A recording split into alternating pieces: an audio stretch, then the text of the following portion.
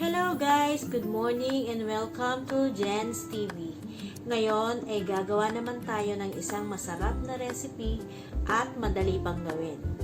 Healthy and alam kong magugustuhan ng inyong pamilya.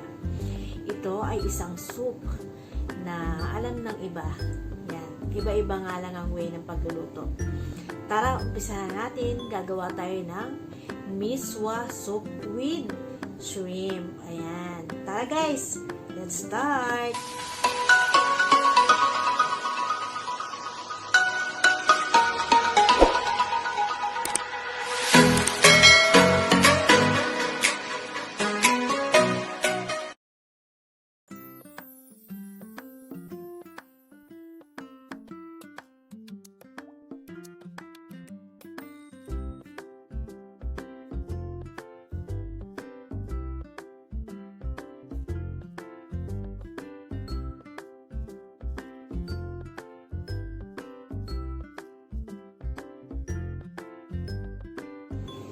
Hello guys, good morning. Welcome to Jenz TV.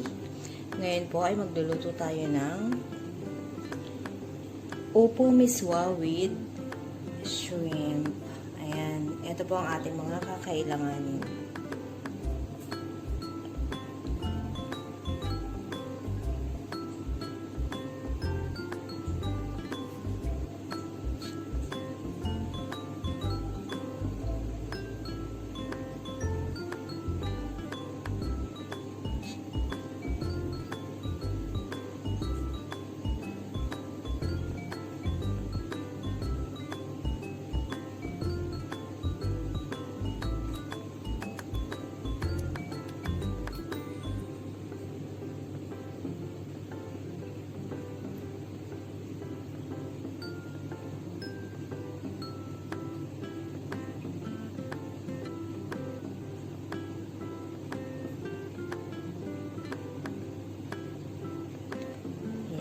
Let's start guys. Ayan guys, taksin natin ang ulan. Antayin natin uminit yung ating pan. Now, ilagay po natin ang ating 2 tablespoons of oil.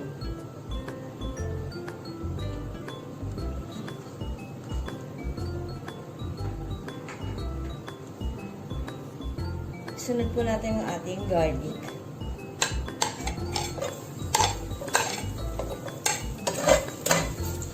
And puting.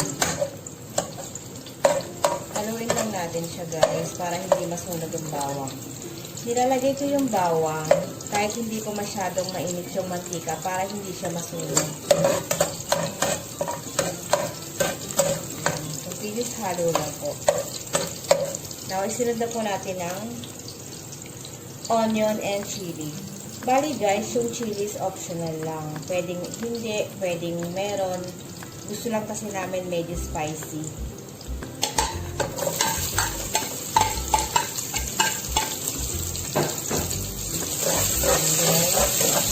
Hintay lang natin maluto yung sibuyas.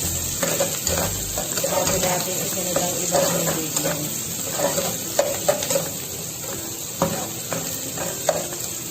Ngayon naluto na ang sibuyas, isunod na po natin ang ating hipon.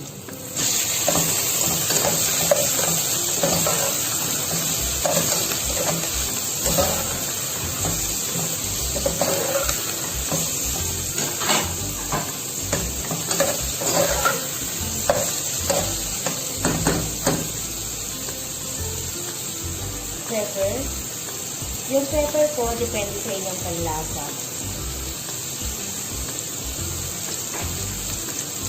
Salt. Depende rin po sa inyong panglasa. And potato.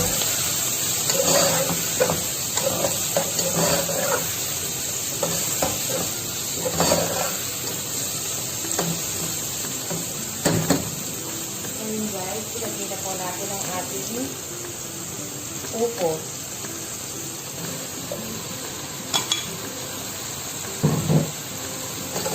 Yung upo, hiniwa ko lang sa ganito maliliit. Depende sa inyo kung anong gusto nyo size ng paghiwa sa upo. At sa inyo po yun.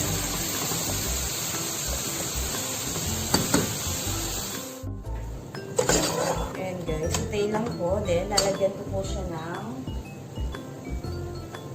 4 cups of water. Dinamihan ko po ng tubig guys kasi yung miswa is pag lumamig, umaalsa siya. So, nawawala yung sabaw. Kaya medyo dinamihan ko siya ng tubig. And guys, takpan lang natin, antayin natin kumulo.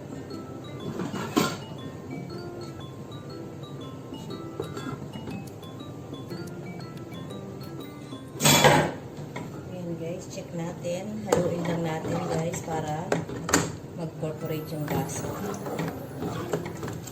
Antayin lang natin siyang kumulo at lumambot yung ating upo bago natin ilalagay ang ating miswa.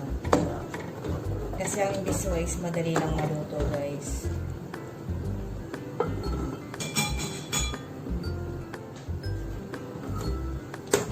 Ayan guys, medyo kumukulo na siya.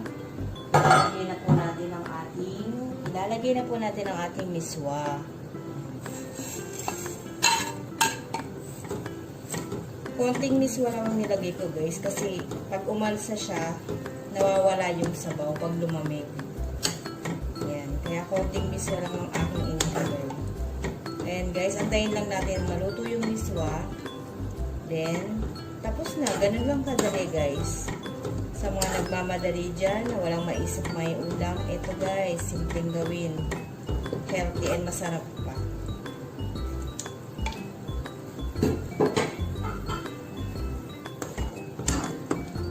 Ayan guys, kumukulo na siya. Antayin lang natin maluto yung miswa.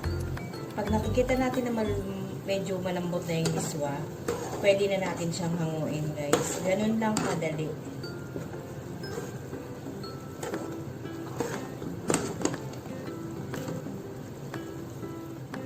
Check ulit natin guys. Ayan, malapit na siyang maluto. Konti-konti na lang guys. Ilang segundo na lang siguro ito ay maluluto na. Ang ating upo ay medyo luto na rin guys. Ayan.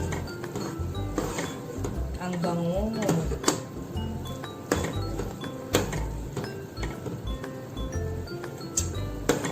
Ang sarap. Ayan guys, luto na po ang ating miswa. Ayan, pwede na natin siyang ihain sa ating hapagkainan. Ayan guys, tara, kain na tayo.